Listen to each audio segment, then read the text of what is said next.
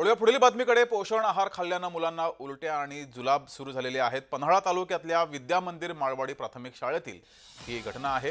कोतोली येथील प्राथमिक रुग्णालयामध्ये उपचार सुरू आहेत। विद्या मंदिर माळवाडी शाळेत एकूण 170 विद्यार्थी आहेत आणि यातील काही विद्यार्थ्यांना विषबाधा झालेली आहे। पोषण आहार खाल्ल्यानं या मुलांना उलट्या आणि जुलाब सुरू झाले। दरम्यान या सर्व विद्यार्थ्यांवर उपचार सुरू आहेत। विद्या मंदिर माळवाडी या शाळेमधील हा प्रकार आहे।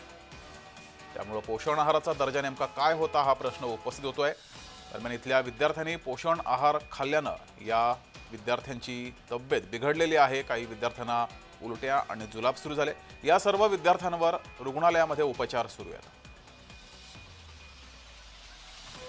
कोल्हापुरातील हा प्रकार आहे। कोल्हापुरातील माळवाडी या शाळेमध्ये हा प्रकार घडला। एकूण 170 विद्यार्थी या शाळेमध्ये आहेत।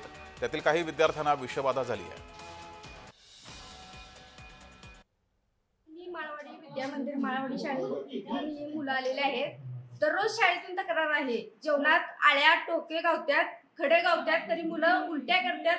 पालक दररोज तक्रार करतात, तरी शिक्षकांनी ते जेवण बंद करायला नको का? सगळ्या मुलांना काहीतरी झालं तर आम्ही कोण जबाबदार राहणार? नाही सर, अध्यक्षांनी लक्ष द्यायला नको।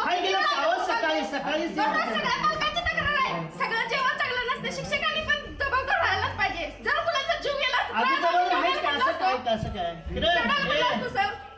अध्यक्षांनी लक्ष द्यायला नको का? जेवण टोके आल्या, आता तुम्ही जेवण चांगलं नाही, काही मुलं शिक्षण घरात जेवण नाहीत अजिबात।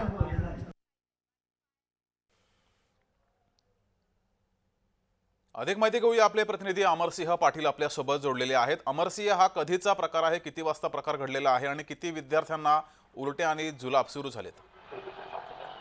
जगदीश, आज सकाळी शालेय पोषण आहारामध्ये म्हणजे ज्या शाळेमध्ये हा शालेय पोषण आहार दिला जातो त्यामध्ये 6वीच्या आणि 7वीच्या विद्यार्थ्यांनी सगळ्यांच्या बरोबर आहार घेतला आणि अचानक त्यांना चक्कर आणि जुलाब आले।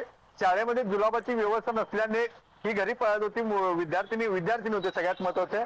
त्यामुळे या चक्कर आल्यानंतर शिक्षकांनी त्यांना एका आपल्या दवाखान्यामध्ये नेलं, प्राथमिक शिक्षक आरोग्य केंद्रामध्ये नेलं। परंतु ह्या कुठल्याही पाल्याच्या पालकांना सांगण्यात आलं नाही की तुमच्या मुलांना पाल्यांना इथं दवाखान्यात आणलंय।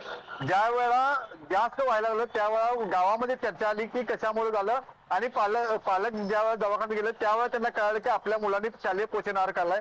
शालेय पोषण आहारामध्ये तक्रार होण्याचं कोल्हापूर जिल्ह्यामध्ये वाढलेलं प्रमाण आहे। शालेय पोषण आहारामध्ये प्रत्येक वेळा काय ना काहीतरी मिळत असतं। शालेय पोषण आहार हा कोणत्याही दर्जाचा असतो, सुमार दर्जाचा असतो का हे पाहणं गरजेचं काम या शाळा समितीच्या अध्यक्षाचं असतं किंवा त्या शाळेच्या मुख्याध्यापकाचं असतं। परंतु हा दर्जा सुमार नसतो आणि या दर्जाविना हे दिलेलं अन्न विद्यार्थ्यांच्या आरोग्याशी खेळण्याचा प्रकार आहे। जी, मात्र अमरसिंह, यावर शाळा प्रशासनाकडून काही स्पष्टीकरण समोर आले का?